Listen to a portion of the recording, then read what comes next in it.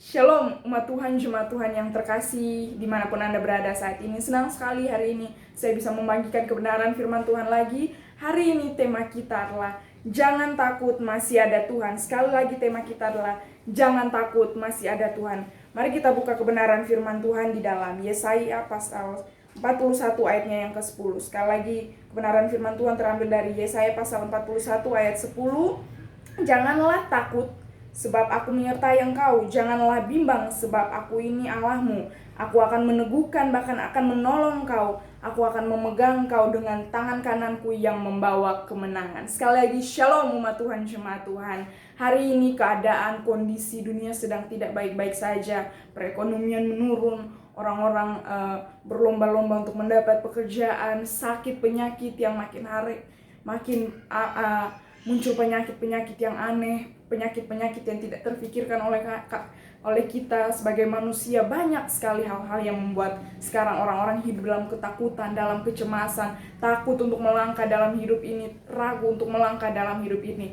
Namun hari ini saya ingin menyampaikan kebenaran firman Tuhan. Mengapa kita orang-orang Kristen, mengapa kita anak-anak Tuhan tidak boleh takut? Tidak usah takut, mau keadaan dunia seberat apapun, sekritis apapun, kita tidak boleh takut. Kenapa? Karena yang pertama, Tuhan menyertai kita. Tuhan menyertai kita. Kebenaran firman Tuhan berkata, jangan takut sebab aku menyertai engkau. Lihat, menarik.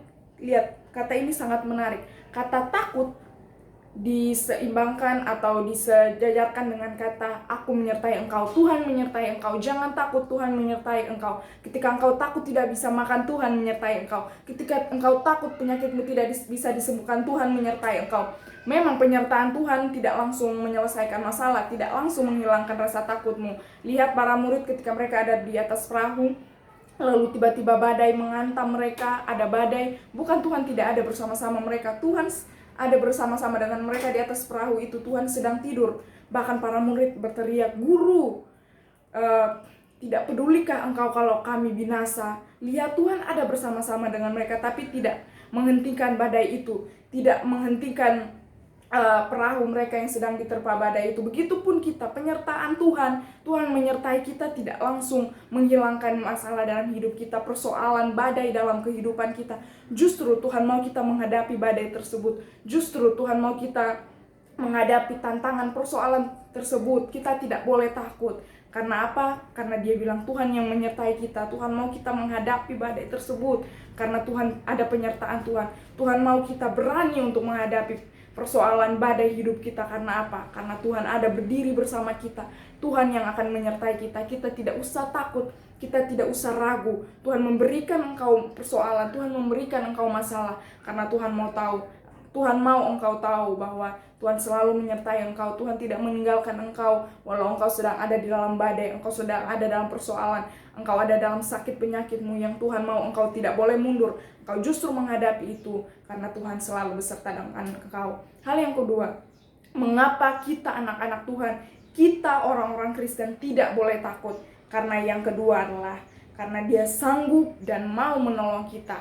Sekali lagi, karena Dia sanggup dan Dia mau menolong kita. Lihat, janganlah bimbang sebab aku nyalamu. Aku akan meneguhkan, bahkan akan menolong engkau. Ada sebuah ilustrasi tentang sebuah kapal. Sebuah kapal yang dipenuhi oleh sangat banyak orang. Mereka ingin pergi ke suatu pulau. Namun di tengah perjalanan ada badai yang sangat besar, gelombang yang sangat besar yang membuat perahu itu akhirnya terbalik. Para penumpang tenggelam karena berada di tengah laut. Berada di tengah laut yang badainya sangat besar. Para penumpang tenggelam, tidak terselamatkan. Namun ada satu penumpang yang berhasil selamat karena dia berhasil meraih sebuah pelampung. Namun dia tidak selamat begitu saja. Dia justru berada atau dia terseret ke sebuah pulau yang terpencil, kecil, tidak ada kehidupan sama sekali tidak ada tanda-tanda kehidupan, tidak ada kelihatan ada orang yang tinggal di pulau tersebut. Lalu dia mulai ketakutan karena di pulau itu hanya dia sendiri. Lalu dia berdoa kepada Tuhan, Tuhan tolong saya sangat takut di pulau ini, cuma saya sendiri, kelihatannya tidak ada orang-orang di pulau ini. Lalu setelah beberapa hari dia mulai lelah, dia mulai capek, dia tidak mau berdoa lagi. Dia bilang, percuma saya berdoa, toh Tuhan tidak menolong saya, tidak ada tanda-tanda satupun saya akan diselamatkan dari pulau ini. Lalu dia mulai berhenti berdoa. Lalu dia mulai membangun sebuah pondok kecil dari pelepah pohon kelapa. Kecil saja, tapi untuk menghindari dia dari panas matahari dan hujan saja. Setelah seharian dia mulai kelelahan, capek, dia beristirahat sejenak, lalu dia masuk ke hutan untuk mencari makanan. Mungkin setidaknya ada buah-buahan atau apa saja yang bisa dimakannya. Setelah itu, setelah dikumpulkannya, setelah mendapat makanan, dia kembali ke pondok. Dalam perjalanannya dia lihat dari jauh, loh kok ada asap, dari mana asap ini? Semakin dia berjalan, semakin mendekat, lalu dia lihatnya pondoknya terbakar. Lalu dia sangat marah pada Tuhan. Dia bilang, Tuhan, kenapa Engkau sudah tidak menolong saya? Engkau sudah tidak memberi saya pertolongan. Tidak ada orang-orang di sekitar sini yang bisa memberi saya pertolongan. Lalu kenapa Engkau membiarkan pondok saya yang sudah saya seharian capek, Tuhan, saya membangun pondok ini. Kenapa Engkau membiarkan terbakar? Lalu dalam kemarahannya sambil menangis karena dia sedih, dia sudah sangat capek membangun pondok ini, lalu terbakar begitu saja. Dalam keadaan sedih, tiba-tiba dia mendengar suara peluit kapal. Lalu dia heran, tidak ada orang di sini, tidak ada tanda-tanda kehidupan.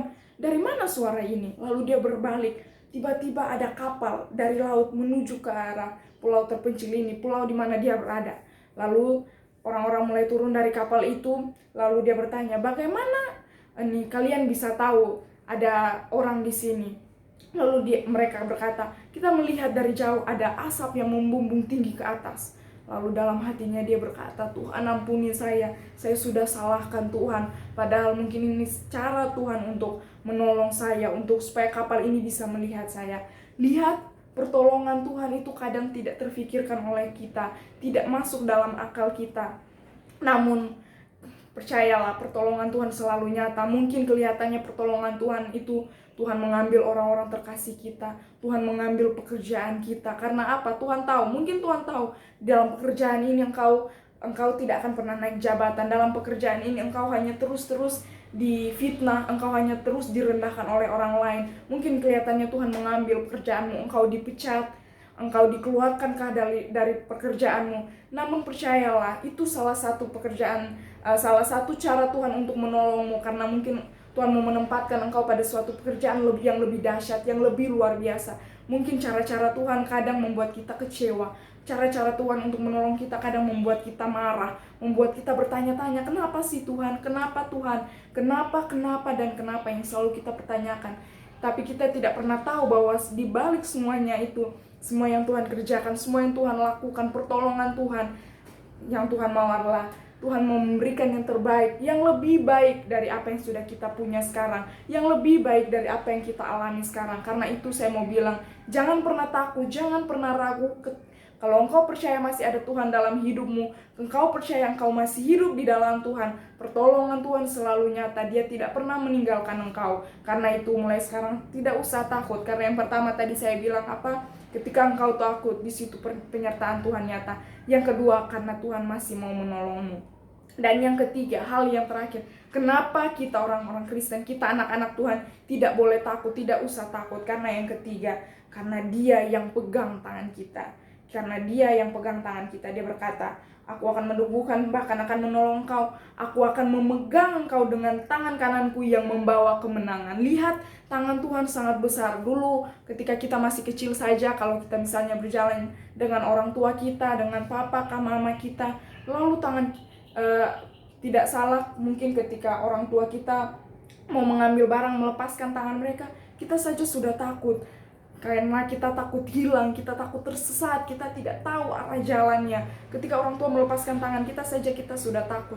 Padahal kita tahu bahwa kita perlu tangan orang tua kita ketika kita berjalan di tempat keramaian, sedang berbelanja atau apapun itu. Kita tahu kita perlu tangan orang tua kita untuk memegang kita sehingga kita tidak hilang, kita tidak tersesat. Begitupun Tuhan. Padahal apa? Tangan orang tua kita sangat terbatas, sangat kecil, hanya mampu memegang tangan kita. Hanya mampu memegang satu tangan kita. Lemah. Tangan orang tua kita sangat kecil, hanya mampu memegang kita. Tangan Tuhan lebih besar dari tangan orang tua kita. lebih besar dari tangan kedua orang tua kita. Mengapa kita harus takut? Mengapa kita harus ragu? Mengapa kita takut menjalani hidup ini? Padahal kalau kita masih kecil saja kita percaya kalau kita memegang tangan orang tua kita, memegang tangan bapak kita, memegang tangan ibu kita, kita tidak akan terhilang, kita tidak akan tersesat. Kenapa kita masih ragu? Padahal Tuhan sendiri yang berkata, aku akan memegang engkau dengan tangan kananku. Kenapa kita harus ragu?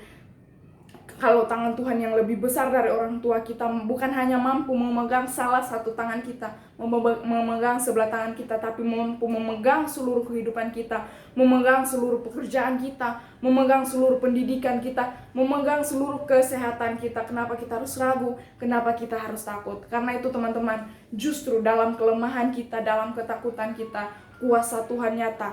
Karena apa? Ketika kita takut, ketika kita mampu, kelihatannya ketika kita mampu, kita tidak perlu siapa-siapa, kita tidak perlu orang-orang di sekitar kita, bahkan kita kelihatannya kita tidak perlu Tuhan. Kok toh saya masih bisa, saya masih punya uang, saya masih bisa punya kekuatan. Namun ketika engkau takut, ketika engkau lemah, di situ justru kekuatan Tuhan nyata dalam hidup kita. Karena apa? Kita sudah berserah, kita bilang Tuhan saya tidak mampu lagi. Bukan berarti dalam kita punya kemampuan kuasa Tuhan tidak nyata, tidak, tapi justru kadang kita yang melemahkan kuasa Tuhan, kita yang meremehkan kuasa Tuhan. Karena apa? Kita merasa mampu, kita merasa bisa, tetapi justru ketika lemah, kuasa Tuhan lebih nyata lagi. Karena apa? Di situ benar-benar kita perlu Tuhan. Karena itu saya mau bilang sebagai kesimpulan saya, mulai hari ini jangan takut. Saya juga sampai hari-hari ini masih ada ketakutan-ketakutan dalam hidup saya. Namun satu yang saya yakin dan percaya, ketika Tuhan bersama saya, Tuhan yang akan mengangkat ketakutan saya. Lihat Daud dan Goliat sangat besar.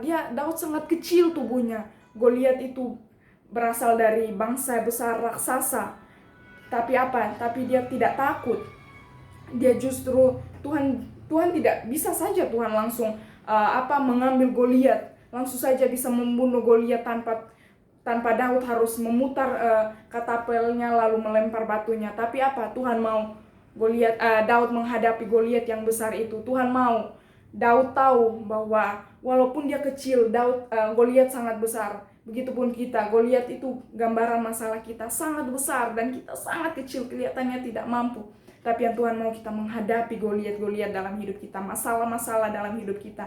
Karena dia mau apa? Ketika engkau menghadapinya, ketika engkau mampu melawannya, ada tangan Tuhan, ada penyertaan Tuhan yang selalu menolong engkau. Karena itu jangan takut, jangan ragu untuk menjalani hidup ini. Sekeras apapun, sesulit apapun perjuanganmu akhir-akhir ini, percayalah Tuhan tidak pernah meninggalkanmu. Percayalah Tuhan menyertai engkau. Percayalah dia memegang hidupmu, memegang tanganmu. Percayalah pertolongan Tuhan masih nyata dalam hidupmu. Kiranya renungan yang singkat ini sederhana mungkin, namun kiranya memberkati umat Tuhan, jemaat Tuhan dimanapun engkau berada saat ini. Tuhan Yesus memberkati kita semua. Shalom.